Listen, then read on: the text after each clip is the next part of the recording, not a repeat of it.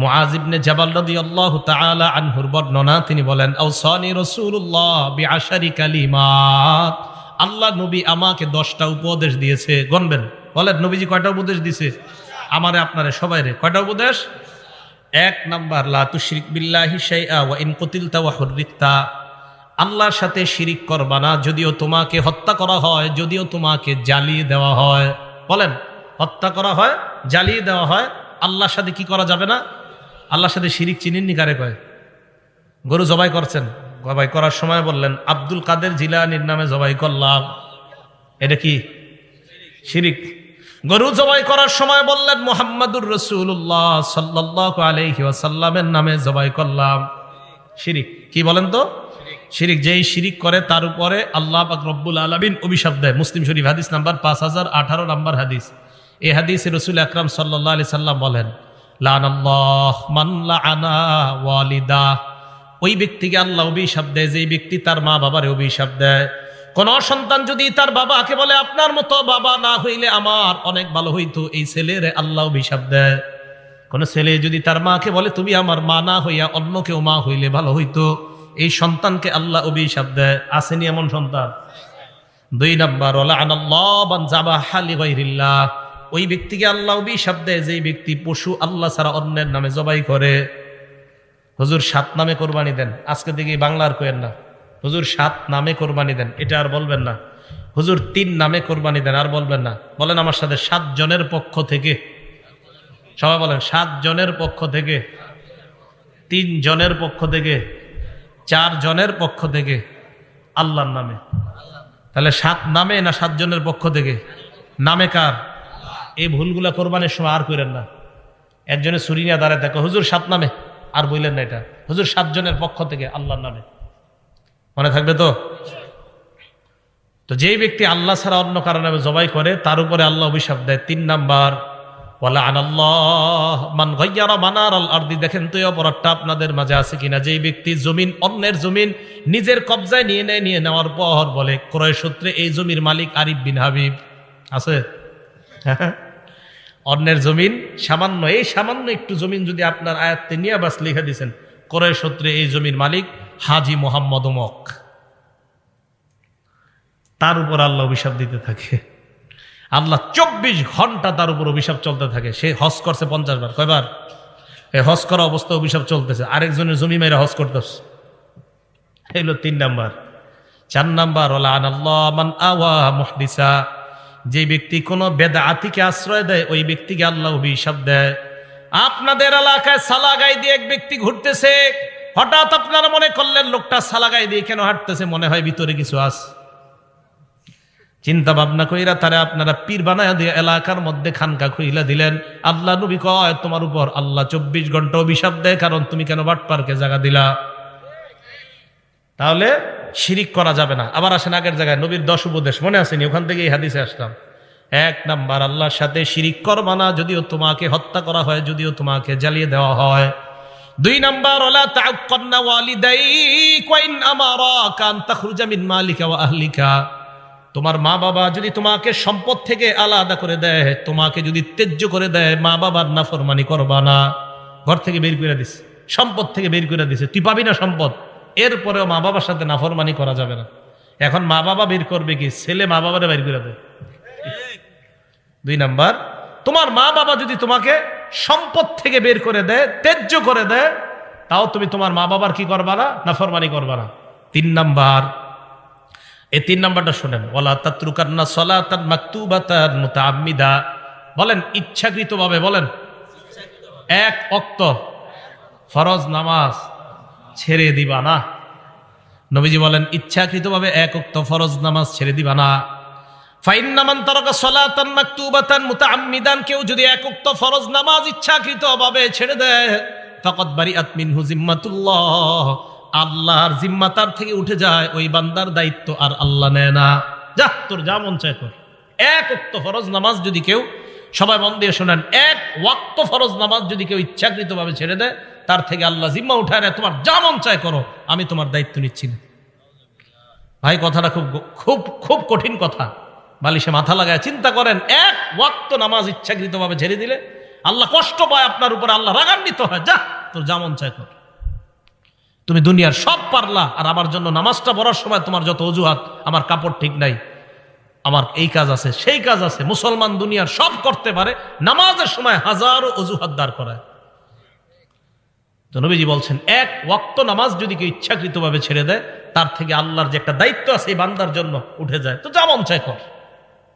তাহলে 3 নাম্বার, ওয়াদা করা যায় এক ওয়াক্ত নামাজ ইচ্ছাকৃতভাবে স্বেচ্ছায় সজ্ঞানে আর ছাড়বো না ইনশাআল্লাহ। আল্লাহ কবুল করেন। 4 নাম্বার, আল্লাহ নবী বলেন, ওয়ালা তাশরাবান্না খামরা, মদ পান করবা না, গাঁজা খাইবা না, চিপায় চুপায় ইয়াবা টানবা না। কি টানবা না? ইয়াবা, গাঁজা। চিপা চুপায় বৈশা গাঁজা টানা যাবে না, ইয়াবা টানা যাবে না, মদ পান করা যাবে না। ফাইন্নাহু রাসু কুল্লি ফাহিশা, মাদক সমস্ত অশ্লীলতার দরজা খুলে দেয়। 5 নাম্বার, ইয়াকা ওয়াল মাসিয়া, গুনাহ থেকে বাঁচো, নাফরমানি থেকে বাঁচো। ফাইন্না বিল মাসিয়াতি হাল্লা সাখাতুল্লাহ, নাফরমানির মাধ্যমে আল্লাহর গজব দুনিয়াতে নেমে আসে। নাফরমানির কারণে আল্লাহর গজব দুনিয়াতে আসে। আমাদের বাংলাদেশের লোকেরা কি কয় জানেননি? আল্লাহ আপনি করোনা না, আরো বেশি কিছু দেন, এরপরে আমরা নাফরমানি ছাড়বো না। আরো ভয়ঙ্কর কিছু দেন, আপনি যা মন চায় দেন, নাফরমানি ছাড়বো না। এর প্রমাণ, এই গজবের পরেও আমাদের দেশে কিভাবে কোন দেশের নর্তুকি আইনা নাচানো হয়, যে আরো বড় গজব দেন, আপনি আরো বড় গজব দেন, সমস্যা নাই আল্লাহ, সমস্যা নেই। আর গজব যে আরো বড় আসবে, এটা আবু দাউদ শরীফের 4019 নাম্বার হাদিসে নবী বলে দিছে, গজব আরো আসবে, অপেক্ষা করেন। হ্যাঁ বলছি, নবীজি বলছেন, আবু দাউদের 4019 নাম্বার হাদিস, ইবনে মাজা, আবু দাউদ না, ইবনে মাজার 4019 নাম্বার হাদিসে নবী বলছে, গজব আরো আসবে আমাদের দেশে, অপেক্ষা করতে হবে আমাদের। কি নবীজি বলছে, কোন দেশের মধ্যে যখন মানুষ ঘোষণা দিয়ে অশ্লীলতা করে, কি দিয়ে? ঘোষণা দিয়ে, প্রকাশ্যে ঘোষণা দিয়ে যখন অশ্লীলতা করবে কোন দেশের মানুষ, ওই দেশে এমন এমন গজব আসবে যেই গজবের নাম অতীতের মানুষ কখনো শুনে নাই। করোনার নাম মানুষ শুনে নাই, ওমিক্রনের নাম মানুষ শুনে নাই, সিডর আইলা নাইলার নাম মানুষ শুনে নাই। তাহলে একের পর এক নামে, এমন নামে গজব আসবে যে নাম আগে দুনিয়াতে ছিল না। এই জন্য দেখেন, করোনার কারণে কত কোটি কোটি মানুষ বেকার হয়ে গেল। এরপরে কিভাবে এমন গজবের কাজ করা হয় যে কাজের কারণে গজব আসে। আমি তো মনে করেছিলাম করোনার পরে আমাদের দেশের 90% মানুষ মনে হয় নামাজি হয়ে যাবে, তাদের ধ্যান ধারণা সব পাল্টায় যাবে, কিন্তু না, গজবের ইলেকট্রনিক মিডিয়া আমাদের এই যুব সমাজ সহ পুরা বাংলাদেশ সহ গোটা দুনিয়াটাকে ধ্বংসের দ্বার প্রান্তে নিয়ে যে গজব আরো দেও আল্লাহ, সমস্যা নাই, আরো অপরাধ করবো আমরা, তুমি দেও যেমন চায়। মানুষের ভাবসাব এমন অপরাধের। ওয়াইয়াকা ওয়াল মাসিয়া, 5 নাম্বার নবীজি উপদেশ দিলেন, নাফরমানি কইরো না, নাফরমানির কারণে আল্লাহর গজব আসে। মুসনাদে আহমদ একটা কিতাবের নাম, এই কিতাবের 26,638 নাম্বার হাদিসে নবীজি বলছেন, ইজা জহারাতিল মাআসি ফি কওমিন, কোন এলাকায় যখন নাফরমানি ব্যাপকভাবে হবে, আম্মাহুমুল্লাহু বিআযাবিন মিন ইনদিহি, ওই এলাকার ভালো খারাপ সবার উপর আল্লাহ গজব দিবে। ভালো খারাপ সবার উপর। সাহাবারা কয়, হুজুর ভালো মানুষের উপর কেন দিবে? নবীজি বলেন, গজব আসবে যখন ভালো খারাপ দেখবে না, সবার উপর আসবে গজব। করোনায় ভালো মানুষ মারা গেছে না? ভালো মানুষও মারা গেছে, তাহলে গজব আসবে সবার উপর। নবীজি বলেন, কিয়ামতের ময়দানে ভালো মানুষগুলাকে আল্লাহ আলাদা করে জান্নাত দিয়ে দিবেন। তো বলতেছিলাম 5 নাম্বার উপদেশ, নাফরমানি থেকে বাঁচো। 6 নাম্বার, ওয়া ইয়্যাকা ওয়াল ফিরার মিনাজ যাহফি ওয়া ইন হালাকান নাস, জিহাদের ময়দানে সবাই যদি ধ্বংস হয়ে যায়, তুমি জিহাদের ময়দান থেকে পলায়ন করবা না। 7 নাম্বার, ইদা আসাবান নাস মাউতুন, কোন এলাকার মধ্যে যদি মহামারী লেগে যায়, ওয়া আনতা ফীহিম ফাসবুত, ওই এলাকার মধ্যে যদি তুমি থাকো, ওই এলাকা থেকে পালাবা না, ওই এলাকার মধ্যে তুমি অবস্থান করো। কোন এলাকায় মহামারী লাগছে, ওই এলাকা থেকে তুমি পালাও না, সেখানেই থাকো। বিসমিল্লাহ। বিশ্ব স্বাস্থ্য সংস্থা ঘোষণা দিল, সারা পৃথিবীতে লকডাউন দিল, আর বলল কি, যে যেখানে আছে সেখান থেকে যেন বের না হয়। এটা বিশ্ব স্বাস্থ্য সংস্থার ঘোষণা কিছুদিন আগে। আমাদের নবী 1500 বছর আগে বলে দিছে এই ঘোষণা। তার মানে মুসলমানদের পক্ষ থেকে আমরা দাবি জানাই, ও অমুসলমান সম্প্রদায় যারা আছেন, পুরা পৃথিবীতে এই ঘোষণা আপনারাও মেনে নেন। আমাদের নবী মানুষদের মধ্যে সবচেয়ে শ্রেষ্ঠ গবেষক ছিলেন। না হয় কিভাবে বলে দিলেন, যেই দেশে মহামারী লাগবে সেখানেই থাকো, সেখান থেকে বের হয়েও না। বিশ্ব স্বাস্থ্য সংস্থা এখন কইছে, আমাদের নবী 1500 বছর আগে কইছে। 7 নাম্বার, যেখানে মহামারী লাগে সেখানে থাকো, বের হয়েও না। 8, 9, 10 নাম্বারটা মন দিয়ে শুনেন সব অভিভাবকরা। 8 নাম্বার, আনফিক আলা ইয়ালিকা মিন তাওলিকা, তুমি তোমার সামর্থ্য অনুযায়ী, সাধ্য অনুযায়ী পরিবারের উপর খরচ করবা। বেতন আপনার 15,000, আপনার সন্তান আপনার কাছে একটা মোবাইল চেয়েছে, মোবাইলের দাম 20,000। বেতন কত? মোবাইলের দাম কত? পরিবারে চালাবেন কিভাবে? এই সন্তান ওই বাবারে তখন সুদ নামক গুনাহে লিপ্ত করে। ওই বাবা তখন ছেলের দিকে তাকায় বাধ্য হয়ে ব্যাংক থেকে সুদ আনে। কি করবে? ছেলে কয়, মোবাইল যদি না দাও আমি পড়াশোনা করব না। কি কথাগুলো ঠিক না? তো সাধ্য অনুযায়ী তুমি তোমার পরিবারের উপর খরচ করো, এটা হলো 8 নাম্বার। 9 নাম্বার, ওয়ালা তারফা আনহুম আসাকা আদাবা, তোমার পরিবারের উপর থেকে তুমি শাসনের লাঠি উঠাইবা না। পরিবারের উপর শাসনের লাঠি মানে আপনার বিবি যেন আপনাকে ভয়, এই ব্যাপারে যেন ভয় পায়, আমার স্বামী দুনিয়ার মধ্যে সবচাইতে ভালো, আমার স্বামীর মতো হাস্যোজ্জ্বল মানুষ নাই। তবে আপনার বিবি যেন অন্য মহিলাদেরকে এই কথা বলতে পারে, আমার স্বামী দুনিয়ার সব কিছুর সাথে আপোষ করতে রাজি, নামাজের সাথে আমার স্বামী কোনো আপোষ করবে না। নামাজ যদি না পড়ি আমার স্বামীর চাইতে কালো চেহারা আর কারো হবে না। বিবি আপনাকে নিয়ে যেন এটা বলতে পারে যে আমার স্বামী সব ছাড় দিবে, আমাকে বলবে একটু হাসি ঠাট্টা সব মানবে, কিন্তু নামাজ পড়বো না, আমার স্বামী আমার এই ছাড় দিবে না। এই ভয় প্রত্যেক বিবির মধ্যে যেন আপনার ব্যাপারে থাকে, এটা শাসনের লাঠি। আপনার ছেলে মেয়েগুলা যেন ফজরের সময় কয়, এই তাড়াতাড়ি ওঠ, আব্বা কিন্তু লাঠি নিয়ে আসতেছে, এই আব্বা রাগ হয়ে যাবে, আরে আব্বা গালি দিবে, বকা দিবে। দেখেন এখন আমাদের মাঝে না এই শ্রদ্ধাগুলো আর নাই।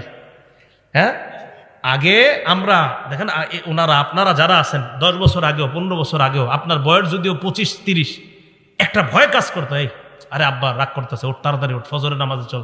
তার মানে বাবার প্রতি সন্তানদের একটা ভয়, এটা শ্রদ্ধা থেকে এই ভয়টা কাজ করতো। আমেরিকার বিশাল বড় বড়লোক হয়ে যাওয়ার পরেও সন্তান বাবার সামনে যখন আসতো একদম বিড়ালের মতো নিচের দিকে তাকায়, কারণ আমার সামনে যিনি উনি আমার বাবা, আমি তার সন্তান। এই শ্রদ্ধাবোধগুলা নাই। জানেন কেন নাই?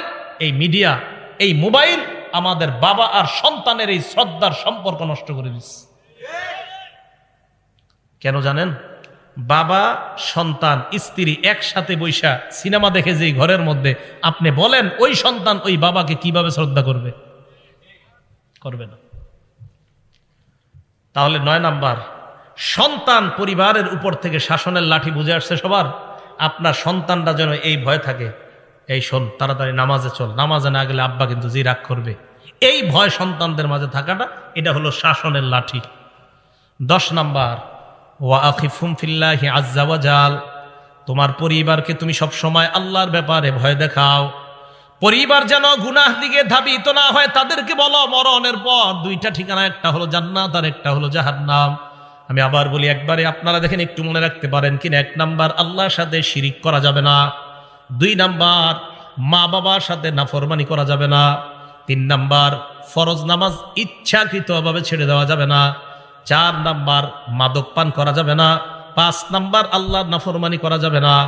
6 নাম্বার, জিহাদ যদি কখনো ফরজ হয়ে যায় জিহাদের ময়দান থেকে পলায়ন করা যাবে না। 7 নাম্বার, মহামারী কবলিত এলাকায় থাকলে ওই এলাকা থেকে পলায়ন করা যাবে না। 8 নাম্বার, সাধ্য অনুযায়ী পরিবারের উপর খরচ করা। 9 নাম্বার, পরিবারের উপর থেকে শাসনের লাঠি না উঠানো। 10 নাম্বার, পরিবারকে আল্লাহর ব্যাপারে ভয় দেখানো। টানলে ঘরে টানায় রাখবেন, এগুলা কাজে লাগবে। আমাদের নবীজির উপদেশ তো খুব কাজে লাগবে। দেখবেন খুব কাজে লাগবে যে আমাদের নবীর উপদেশ এগুলা, তখন আপনার ভিতরে একটা শ্রদ্ধা কাজ করবে। আমি আরিফ বিন হাবিবের উপদেশ না, এগুলো নবীজির উপদেশ। এগুলো রাসূল আকরাম সাল্লাল্লাহু আলাইহি সাল্লাম আমাদেরকে বলছেন। বলেন দামি কথাগুলা না? আল্লাহ আমাদেরকে আমল করার তৌফিক দান করেন। বলেন তো কোত্থেকে আসছে এই জায়গায়? মুসলিম শরীফে 431 নাম্বার হাদিস, যে হাদিসে হযরত উসমান বলছে নামাজ পড়লে সব মাফ, কবিরা গুনাহ করা যাবে না। এইখান থেকে এই কবিরা গুনাহগুলো জানলাম আমরা। মুসলিম শরীফের 440 নাম্বার হাদিস। এই হাদিসে রাসূল আকরাম সাল্লাল্লাহু আলাইহি সাল্লাম বলেন, as-salawatul khams, 5 ওয়াক্ত নামাজ। ফজর পড়ছেন, জোহর পড়ছেন, আসর পড়ছেন, মাগরিব পড়ছেন, এশা। দেখেন নামাজ ফাঁকা, নামাজ ফাঁকা। মাঝখানে আপনার কিছু ভুলভ্রান্তি হয়ে গেছে, পরের নামাজটা পড়ার কারণে আগের গুনাহগুলা মাফ। বুঝে আসছে না সবার? এবার আল্লাহ নবী বলেন, ওয়াল জুমআতু ইলাল জুমআ, এক জুমা থেকে আরেক জুমা, মাঝখানে তুমি সালাত আদায় করছো, সব করছো, এরপরেও কিছু গুনাহ তোমার রয়ে গেছে, এখনো মাফ হয় নাই। 5 ওয়াক্ত নামাজও পড়ছেন, সব করছেন, এরপরে আল্লাহ কয় ঠিক আছে, আছে তো এখনো তোর সুযোগ, জুমার নামাজটা আদায় করলেন, আগের ওই নামাজ পড়ছেন, সব করছেন, এরপরেও কিছু গুনাহ এখন আটকায় আছে। আল্লাহ নবী বলেন জুমা পড়লা, আগের গুনাহগুলা মাফ। করতে করতে আপনার বছর শেষ হয়ে গেছে, রমাদান উইলা রমাদান, এক রমজান থেকে আরেক রমজান এসে গেছে, মাঝখানে আপনি নামাজ ছাড়েন নাই, জুমাও ছাড়েন নাই, সব আপনি করছেন, এরপরে আপনার কিছু অপরাধ এখনো জুইলাস। নামাজ পড়ছেন, অপরাধ তো অনেক মাফ হয়েছে, জুমা পড়ছেন মাফ হয়েছে, কিন্তু এখনো কিছু আছে। আল্লাহ নবী কয় রমজান মাস পাইলা, সুন্দরভাবে রমজান আদায় করো, আগের এক বছরের সব মাফ। মুকাফফিরাতুন মা বাইনাহুন্না, আগের যা আছে সব মাফ। রমজানটা সুন্দরভাবে কাটানোর তৌফিক দান করেন। মুসলিম শরীফের 1409 নম্বর হাদিস। এই হাদিসে রাসূল আকরাম সাল্লাল্লাহু আলাইহি সাল্লাম বলেন, মাসালুস সালাওয়াতিল খামসি কামাসালি নাহরিন জারিন গামরিন আলা বাবি আহাদিকুম ইয়াগতাসিলু ফীহি কুল্লা ইয়াউমিন খামসা মাররাত। তোমাদের কারো বাড়ির দরজার সামনে একটা পুকুর আছে, প্রবাহিত পুকুর, প্রবাহমান একটা নদী আছে, এই নদীর মধ্যে তুমি 5 বার গোসল করলা অথবা ওযু করলা। বলেন তো আমরা যদি আমাদের ঘরের সামনে একটা নদীর মধ্যে 5 বার গোসল করি, শরীরে ময়লা থাকবে? নবী বলেন 5 ওয়াক্ত সালাত তুমি আদায় করে নাও, তোমার জিন্দেগীর গুনাহগুলা ওই ময়লার মতো আল্লাহ ধুয়ে মুছে সাফ করে দেয়। আচ্ছা, আরেকটা বর্ণনা আপনাদের শোনাই। নাম ফাতহুল বারি, 4 নম্বর খণ্ড, 344 নম্বর পৃষ্ঠা। তবে এই ফাতহুল বারির লেখকের নাম ইবনে রজব। আব্দুল্লাহ ইবনে মাসউদ রাদিয়াল্লাহু তাআলা আনহু বলেন, তাহতারিকুনা, গুনাহের আগুনে তোমরা জ্বলতেছো। ফাইদা সাল্লাইতুমুল ফাজরা, ফজর নামাজ যখন তুমি পড়লা, গসালাতহা, তোমার জিন্দেগীর এই গুনাহ নামক ছাইগুলা ফজরের নামাজ ধুয়ে মুছে সাফ করে দেয়। সাফ। এবার কি করে দেখেন, সুম্মা তানামুনা, এরপর তোমরা ঘুমাইবা, ঘুমানোর পর ফালা ইউক্তাবু আলাইকুম হাত্তা তাস্তাইখিজুন, ঘুমানোর পর তোমরা ফজর নামাজের আগ পর্যন্ত ঘুমাইলা, উঠার পর ফজরের সালাত আদায় করলা, আর তোমার আমল নামায় কোনো গুনাহ লেখা হয় না। কেন লেখা হয় না জানুনি? তুমি এশা পড়লা, উইঠা আবার ফজর পড়লা, মাঝখানে ঘুমাইলা, এই ঘুমের মধ্যে তুমি কাটাইলা, আল্লাহ তোমাকে ইবাদতের মধ্যে গণ্য করে নেয়। এটা জানেননি আপনারা? ফজর নামাজ যদি জামাতে পড়তে পারেন তাহলে তো আরো ঘটনা। কি এশার নামাজ জামাতে পড়ছেন, ফজর নামাজও জামাতে পড়ছেন। বলেন এশা কিসে পড়ছেন? জামাতে। ফজরও ক্বালা রাসূলুল্লাহ সাল্লাল্লাহু আলাইহি ওয়াসাল্লাম, আল্লাহ নবী বলেন, মান সাল্লাল ফাজরা মান সাল্লাল ইশা আবি জামাআ, কোন ব্যক্তি যদি এশার নামাজ জামাতের সাথে আদায় করে, আদায় করার পর ওই ব্যক্তি ঘুমাইলো, আল্লাহ নবী বলেন ফাকান্নামা ক্বামা নিসফাল লাইল। হাত উঠানো দরকার নাই। আজকে যারা যারা এশার নামাজ জামাতের সাথে আদায় করছেন, আপনারা একটু পরে ঘুমায় যাবেন। আল্লাহ নবী কয় এশার নামাজ জামাতে আদায় করছেন, অর্ধেক রাত দাঁড়ায় দাঁড়ায় ইবাদত করলে যেই সওয়াব, আপনি ঘুমের মধ্যে ওই সওয়াব পেয়ে যাবেন। এরপর আপনি উঠা ফজরের নামাজ জামাতে আদায় করলেন, বলেন ইনশাআল্লাহ।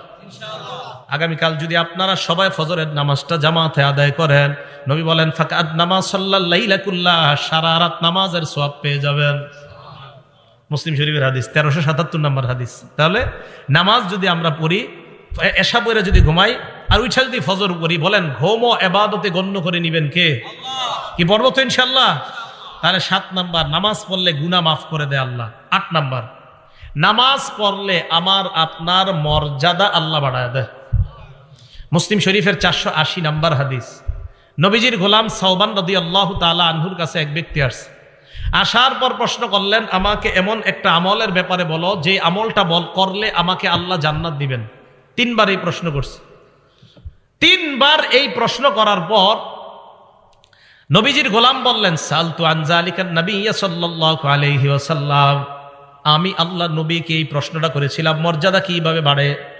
নবীজি জবাব দিলেন, আলাইকা বিকাসরাতিস সুজুদ, তুমি বেশি বেশি সিজদা দিবা, নামাজ যত পড়বা তত তোমার সিজদা হবে। ফাইন্নাকা লা তাসজুদু লিল্লাহি সাজদা, আপনি যখন একটা সিজদা দেন, ইল্লা রাফাকাল্লাহু বিহা দারাজা, এই এক সিজদায় আপনার মর্যাদা বেড়ে যায়। আবার সিজদা দিলেন আপনার গুনাহ মাফ হয়ে যায়।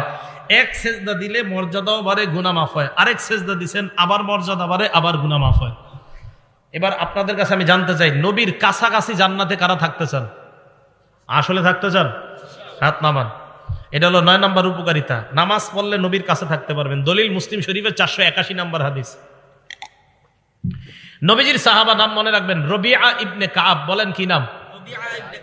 রবিআ ইবনে কাব বলেন, কুনতু আবিতু মা রাসূলিল্লাহি সাল্লাল্লাহু আলাইহি ওয়াসাল্লাম, আল্লাহ নবীর সাথে আমি রাত্রি যাপন করলাম। রাতের বেলা আল্লাহ নবীর অজুর পানি আমি এনে দিলাম, আর নবীর প্রয়োজনীয় জিনিসগুলো আমি এনে দিলাম।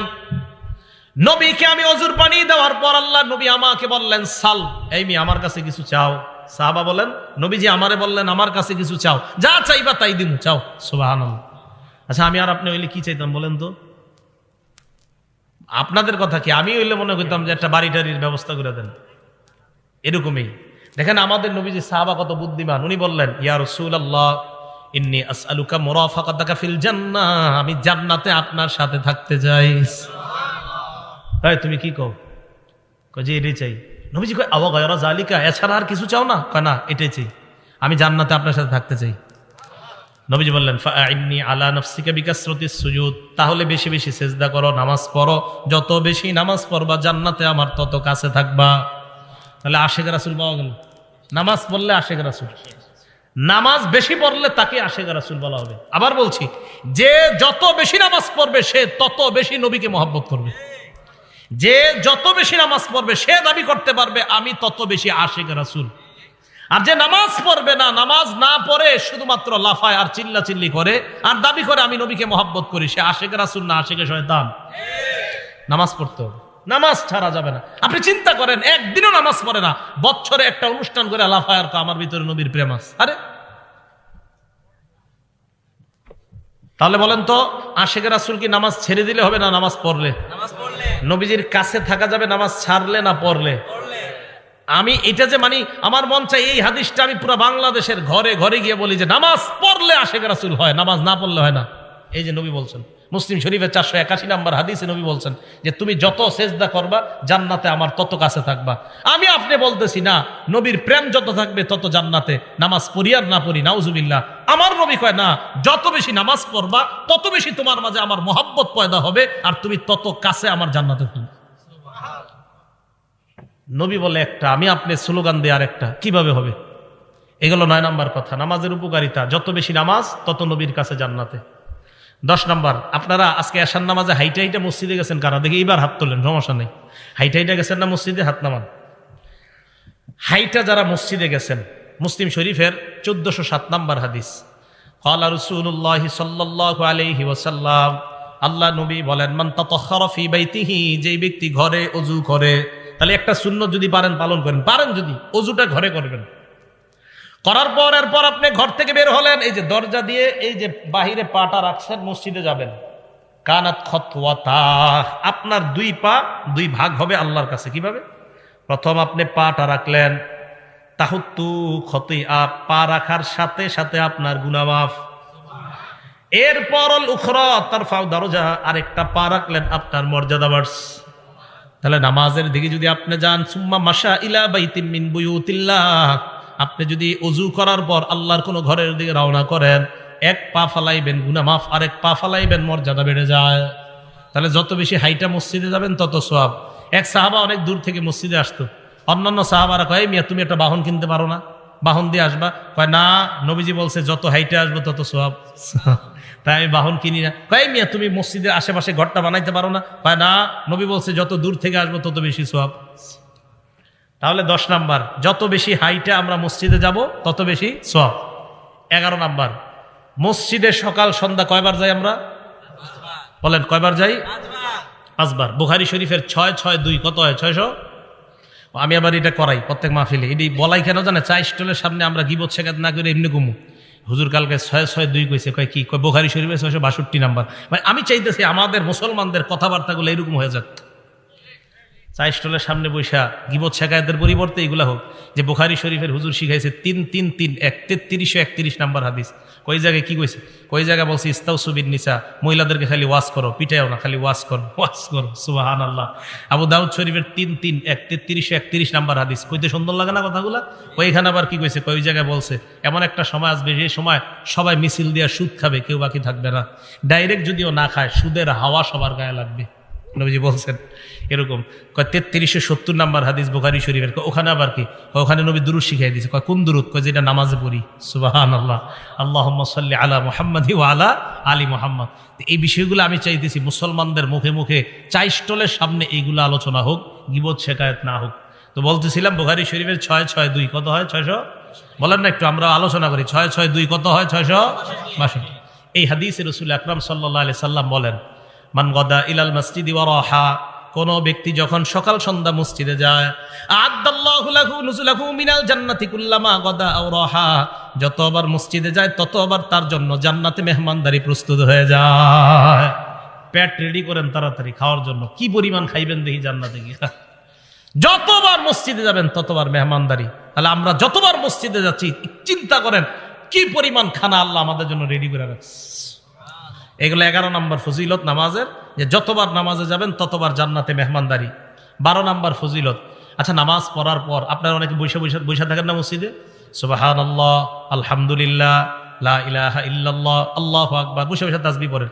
আপনি তাসবিহ পড়েন না, কিচ্ছু করেন না, এমনি বসে রয়েছেন নামাজ পড়ে। আল্লাহ বসে রয়েছেন মসজিদের এক কোনায়, অজু অবস্থায় বসে রয়েছেন, বসে বসে ঘুমাইতেছেন, অজু অবস্থায় বসে বসে ঘুমাইতেছেন, বসে রয়েছেন, কোনো কাজ করতেছেন না। নবীজি সাল্লাল্লাহু আলাইহি সাল্লাম বলেন, বুখারী শরীফের 2119 নম্বর হাদিস, 2119, 2119, ঠিক না? 2119, 2119। এই হাদিসে রাসূল আকরাম সাল্লাল্লাহু আলাইহি সাল্লাম বলেন, আল মালাইকাতু তুসাল্লি আলা আহাদিকুম মা দামা ফি মুসাল্লাহু আল্লাযী ইউসাল্লি ফীহ। নামাজ পড়ার পর মুসল্লি যেই জায়গায় বসে আছে, বসে থাকার পর ওই মুসল্লি যতক্ষণ মসজিদ থেকে বের না হয়, ফেরেশতারা তার জন্য আল্লাহর কাছে 2টা দোয়া করতেই থাকে। এক নাম্বার ফেরেশতারা বলে, আল্লাহুম্মা সাল্লি আলাইহি, মাবুদ তুমি এই বান্দার উপর শান্তি নাজিল করো। মাবুদ গো, বেচারায় পেরেশানি হয়ে মসজিদে বসে আছে, আল্লাহ আমরা ফেরেশতারা বলতেছি তারে তুমি শান্তি দিয়ে দাও। ভাই কিভাবে বুঝাবো আপনাদেরকে? আপনি পেরেশান হয়ে মসজিদে গিয়ে বসে রয়েছেন, ফেরেশতারা আল্লাহ রেখে, আল্লাহ তারে শান্তি দাও। সুবহানাল্লাহ। 2 নাম্বার, আল্লাহুম্মা আরহামহু, আল্লাহ তুমি তাকে তোমার রহমতের চাদর দ্বারা ঢেকে নাও। দোয়া 2টা সুন্দর না? তাহলে অস্থির কাজ করতেছে, পেরেশানিতে আছেন, মসজিদে নামাজ পড়ে একটু বসে থাকেন, আর মনে মনে ভাববেন যে হুজুরে বুখারী শরীফের দলিল দিয়ে বলছে আমি মসজিদে যতক্ষণ বসে থাকবো আমার পেরেশানি দূর হওয়ার জন্য ফেরেশতারা দোয়া করবে। এগুলো 12 নাম্বার উপকার। 13 নাম্বার, মসজিদে যায় দেখছেন আপনাদের এলাকায় জোহর কয়টায়? 1:30 না 1:01? আচ্ছা 1:01 ধরে নিই আমরা। মসজিদে গেছেন আপনি, যাওয়ার পরে সুন্নত পড়ে দেখতেছেন 20 মিনিট বাকি আছে, বসে রয়েছেন, কোনো কাজ নাই। এই যে আপনি বসে রয়েছেন, আরো 20 মিনিট বসে থাকবেন, আপনি এমনি বসে রয়েছেন, অটোমেটিক গাছের পাতার মতো আপনার গুনাহ জোরে পড়তেছে। দলিল মুসলিম শরীফের 475 নম্বর হাদিস। ক্বালা রাসূলুল্লাহ সাল্লাল্লাহু আলাইহি ওয়াসাল্লাম, আল্লাহ নবী বলেন, আমি কি তোমাদেরকে এমন 3টা আমলের কথা বলবো না, যেই 3টা আমল করলেই তোমাদের গুনাহ অটোমেটিক মাফ হইতে থাকে? 1 নাম্বার, ইসবাগুল ওযুই আলাল মাকারিহ, তুমি অপছন্দ মানে কষ্ট হইতেছে অজু করতে, কষ্ট, এরপরেও তুমি অজু করতে কষ্ট হইতেছে, এরপরে অজু করা। অজু করতে কষ্ট হয়, মনে করেন এই জায়গায় একটু সমস্যা আছে, তো আপনি আস্তে ধীরে অজু করতেছেন, কষ্ট। 1 নাম্বার কষ্ট হইল অজু করা। 2 নাম্বার, কাসরাতুল খুতা ইলাল মাসাজিদ, হাইটা বেশি বেশি মসজিদে যাওয়া। 3 নাম্বার, ইন্তিজারুস সালাতি বাদাস সালাহ, নামাজের অপেক্ষায় বসে থাকা। এই 3টা আমল তোমরা করতেছো, গাছের পাতার মতো গুনাহ জড়ে পড়ে যায়। এই জায়গায় গাছের পাতা শব্দটা নাই, এখানে আসছে গুনাহ জড়ে পড়ে।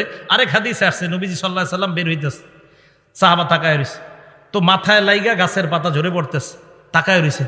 নবীজি বলেন, কি ব্যাপার, আশ্চর্য হইতেছো, গাছের পাতা পড়তেছে? এই গাছের পাতাগুলা যেইভাবে পড়ে নামাজ পড়বা, এইভাবে তোমার গুনাহগুলা ঝরে পড়েছে। তাহলে 13 নাম্বার আমরা জানলাম, মসজিদে গিয়া অপেক্ষা করলেও কোনো লস নাই। কিন্তু আপনারা কি করেন জানেন? 1:01টার সময় যদি 1:16 বাজে যায়, অথবা 17 ইমাম সাহেব আসে না, সবাই একসাথে মিছিল দিয়া, হুজুর আসে না কেন? হুজুর আসে না কেন? এখন থেকে আর এটা করবেন না। কেন? যে হুজুর আসতে 2 মিনিট দেরি হইলে আমার লাভ, 2 মিনিট আরো গুনাহ ঝরবে। ঠিক আছে না? এই গেল 13। 14 নাম্বার, আবু দাউদ শরীফের 558 নাম্বার হাদিস। নবী সাল্লাল্লাহু আলাইহি সাল্লাম বলেন, ঘর থেকে যারা উজু করে বের হয়ে মসজিদে আসবেন, আসার পর নামাজে দাঁড়াইলেন, আজরুহু কাজরিল হাজিল মুহরিম, ইহরাম বাঁধা অবস্থায় হাজী সাহেব হজ করলে যে সওয়াব, আপনি ওই সওয়াব পাবেন। নামাজে গেলে আপনি দেখেন কত পরিমাণ সওয়াব, হজের সোয়াব, নামাজে গেলে গুনাহ মাফের সোয়াব, নামাজে গেলে মর্যাদা বাড়ার সোয়াব, নামাজে গেলে নবীর কাছে জান্নাতে থাকার ফজিলত। আর কি চান? মানুষ বুঝে না, মানুষ দুনিয়ার সব করে নামাজ ছাড়া। বিশ্বাস করেন আমাদের সব সুন্দর নামাজ ছাড়া। আমরা যারা নামাজ পড়িও নামাজটা সুন্দর হয় না আমাদের। আমি আপনাদেরকে বলছি বুখারী শরীফের 757 নম্বর হাদিস দিয়া নামাজটা যেন খুব ধীরস্থিরতার সাথে সুন্দরভাবে হয়। হবে না ইনশাল্লাহ? অনেক সময় হয়ে গেল। 15 নম্বর উপকারিতা, এটা কিতাব আছে আল জামিউস সগীর বা সহিহুল জামে 445 445 নম্বর হাদিস। এই হাদিসে আসছে, দেখেন কি মজার হাদিস। আপনারা যারা মসজিদে নামাজ পড়তে যান, যাওয়ার পর এরপরে বাসায় ফিরে আসার আগ পর্যন্ত কানাফিস সালাতি হাত্তা ইয়ারজিআ, বাসায় ফিরে আসার আগ পর্যন্ত ওই ব্যক্তি নামাজে থাকলে যে সওয়াব, বাসায় যাওয়ার আগ পর্যন্ত অন্য গুনাহ করেন না, এদিক সেদিক টিভিতে দাঁড়ায়েন না, নামাজে গেছেন আবার বাসায় চলে গেছেন, আল্লাহ আপনাকে বাসায় যাওয়ার আগ পর্যন্ত সওয়াব দিতেই থাকে। লস আছে? নাই। আল্লাহ পাক রব্বুল আলামিন যে কথাগুলো শুনলাম বললাম, আমাদেরকে আমল করার তৌফিক দান করেন। আপনারা কম মানুষ হওয়া সত্ত্বেও আমি আলোচনা অনেক বেশি করছি, অথচ আমি অনেক মানুষের মাঝেও 65 মিনিটের বেশি আলোচনা করি না, কিন্তু কেন জানি করে ফেলছি। আল্লাহ পাক রব্বুল আলামিন আমাদের সকলকে যা শুনলাম বললাম, ভাইও আমরা নামাজি হয়ে যাই। আজকে একজন নামাজি হয়ে যান, মানুষ কম বেশি কোনো ব্যাপার না, একজন নামাজি হয়ে যান, মাহফিল কবুল, মাহফিল কবুল হয়ে যাবে। নামাজি হয়ে যান, মাহফিল কবুল। নামাজি হয়ে গেলে মাহফিল কবুল। 1 লক্ষ মাহফিলের মাঝে শ্রোতা, 1 লক্ষের মাঝে যদি 5 জন নামাজি নতুন করে হয়, ওই মাহফিল কবুল। কিন্তু 1 লক্ষ মানুষ হয়ে যদি একটা মানুষও নামাজি না হয়, একটা মানুষ নতুন করে যদি সুদ না ছাড়ে, একটা মানুষ যদি ওই মাহফিল হেদায়েত না হয়, তো বলেন সে মাহফিলের কি মূল্যটা থাকে? এজন্য ভাই, এই মাদ্রাসা কর্তৃপক্ষ মাহফিলের আয়োজনটা করছে, অন্তত আপনারা যে মাহফিলের আয়োজন কেন এই নিয়তে আয়োজন করা হয়, মানুষ যেন হেদায়েতি কিছু কথা শোনে। আমি আমার আমলের জন্য আপনাদেরকে কিছু কথা বললাম। আমি নামাজের ওয়াজটা যখন আমার নিজের মধ্যে বেশি প্রয়োজন, তখন নামাজের ওয়াজ করা। আমরা যারা সফর করি, সফরের মাঝে দেখা যায় আমাদের নামাজ একটু দেরি হয়ে যায়, কষ্ট লাগে, আহারে অনেক সময় জেমে পড়ে থাকার কারণে তখন দেখা যায় জামাতে নামাজ পড়া হয় না। কত নিয়ত করছি আজকে এশার নামাজটা জামাতে পড়বো, বিশ্বাস করেন এক জায়গায় দাঁড়াইছি, দাঁড়ানোর পর দেখলাম নামাজটা শেষ হয়ে গেছে। এরপরে আসলাম আপনাদের ওইদিকে একটা মসজিদ, ওখানেও দিকে নামাজ শেষ।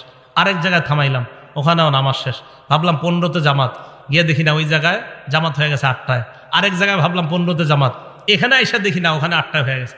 আরেক জায়গায় ভাবলাম ওখানে গিয়ে 15তে পাবো, সেখানে আসতে আসতে 8:30 বেজে গেছে। তো এইভাবে দেখেন সফরের মধ্যে অনেক সময় এইগুলা মেনটেন করা কষ্টকর হয়ে যায়। তো আমি চিন্তা করলাম এরকম হইতেছে কেন, মানে নামাজের ওয়াজ করা দরকার।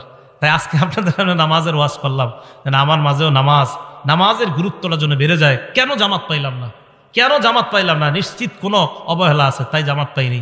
অবহেলা না থাকলে আল্লাহ পাওয়াই দিত। কোনো সমস্যা আছে মুশরিক না হয়, অন্য দিন তো আমরা পাই, অন্য জায়গায় তো জামাত পাই, কেন মাঝে মাঝে এরকম পাই না? তো বুঝি যে কোনো গুরুত্বহীনতা, অবহেলা হচ্ছে কোথাও। তাই জন্য আমার দরকার সর্বপ্রথম ভাই, আমরা সবাই নামাজি হয়ে যাই। 1 ওয়াক্ত নামাজ ছাড়েন না, 1 ওয়াক্ত নামাজ কাজা করবেন না, 1 ওয়াক্ত নামাজ কাজা করবেন না। বাবা লাগেন, ভাই লাগেন, স্টেজে আসেন, পায়ে ধরতে বলেন, তাও ধরতে রাজি আছে। নামাজ ছাড়েন না, দুনিয়ার সব কিছুর সাথে আপোষ করেন, নামাজের সাথে আপোষ করেন না। 1 ওয়াক্ত নামাজ ছাড়েন না। বিশ্বাস করেন, নামাজ যদি আপনি ছেড়ে দেন, আল্লাহ আপনি নামাজ ছেড়ে দিলে আর কবে আপনি আল্লাহরে রাজি করবেন বলেন? আপনি আল্লাহ, যে আল্লাহ আপনারে বানাইলো, আল্লাহ বললেন 5 ওয়াক্ত নামাজ। দেখেন তাবলিগওয়ালা সাথী ভাইয়েরা দাওয়াত দিতে গেলেই বলে লুঙ্গির একটু সমস্যা আছে, আপনি যান পরে আসতেছে। 7 দিন দাওয়াত দেয়, তাও একই কথা বলে পরে আসতেছে। সব কিছু তার রেডি আছে। একটু ভাবেন তো, আপনার যদি গিয়ে বলতো 1 প্যাকেট বিরিয়ানি দেওয়া হবে, কেউ হাসবেন না। আপনাকে নামাজের কথা না বললে আপনি বলেন একটু পরে আসতেছে। আপনি একটু সত্যি করে বলেন যে আপনাকে একটা বিরিয়ানির কথা যদি বলতো, কাচ্চি দেওয়া হবে 1 প্লেট, ঠিক আপনি চলে আসতেন। তাহলে আপনি 1 প্যাকেট কাচ্চির কাছে আপনি নিজে আনতে পারেন। তো আল্লাহ বলতেছে একটু নামাজে আসো, তখন আপনি কত অজুহাত দাঁড় করান, ভাই একটু দোকানে থাকতে হবে, হুজুর এই সমস্যা আছে, সেই সমস্যা। আজকে থেকে একটা নিয়ত করে ফেলেন, পৃথিবীর সব জায়গায় অজুহাত দাঁড় করালেও নামাজের ক্ষেত্রে কোনো অজুহাত দাঁড় করাবো না। ঠিক আছে না ইনশাল্লাহ? এখন কথা হলো, আজকে তো ওয়াজ করে চলে গেলাম, আপনাদের মাঝে এগুলো থাকবে কিভাবে? মসজিদে নিজেদের মধ্যে নামাজের আলোচনা বেশি করবেন। নিজেদের মাঝে যখন নামাজের আলোচনা বেশি হবে, চা দোকানের সামনে নামাজের আলোচনা বেশি হবে, ক্ষেতের পাশে 2 জন দাঁড়ায় গল্প করতেছেন, যখন নামাজের আলোচনা বেশি হবে, দেখবেন যেই জিনিস আপনার মাঝে কম আমলের ক্ষেত্রে ওইটার আলোচনা বাড়াইয়া দিবেন, আমল শুরু হয়ে যাবে ইনশাআল্লাহ। তো দেখবেন যদি যে আমার মাঝে মনে হয় নামাজের গুরুত্ব একটু কম, তখন নামাজের আলোচনা বেশি আরেকজনের সাথে করবেন। আসেন মুরব্বী, একটু নামাজের ব্যাপারে আপনি আমারে কিছু শিখান, আমি আপনারে কিছু শিখাই। তো দেখবেন নতুন করে নামাজের প্রতি আবার জজবা তৈরি হইতেছে। আল্লাহ পাক রব্বুল আলামিন আমাদের সকলকে, এলাকার নারী পুরুষ সকলকে আল্লাহ 5 ওয়াক্ত নামাজ সময় মতো যেন পড়তে পারে আল্লাহ তৌফিক দান করেন। আমিন। ওয়া আখিরু দাওয়ানা আনিল হামদুলিল্লাহি রাব্বিল আলামিন।